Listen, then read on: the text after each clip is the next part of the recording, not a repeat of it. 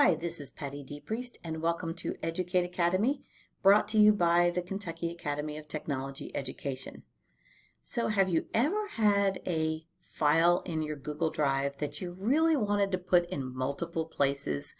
Well, at least in my case, when I'm doing training in the summer, I might want it in this school district's folder where I'm putting files that I'm going to share with them, and then I want to put it in another district's folder where I'm putting things that I want to share with them as well.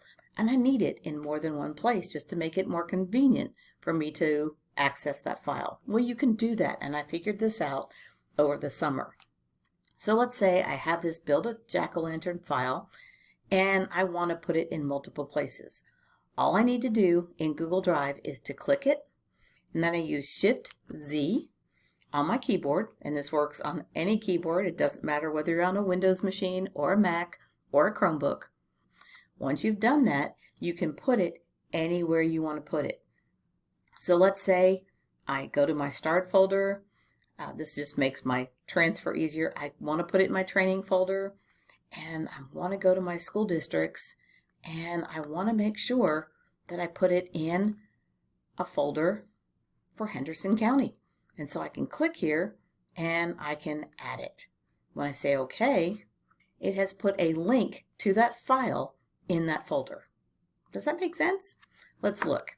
This was the file that I did. When I come over here to my Google Slides and I get the details on this file, notice it is in the Henderson file and it's also in Google Slides. And if I wanted to put it somewhere else, all I have to do is click on it and I hold the Shift key down, press Z. I can go to my Start. I can go to my training folder. I can go to my school districts, and I can pick another district and add it. Notice over here, once I press OK, in my details, when I click on it, it is now in 3 places. It's only one file, but it's kind of mirrored in those other places. It's actually located here, but it can be found in those places as well. What a great little shortcut that is. I hope this works for you. If you have any questions, let me know. Thanks for watching and have a great day.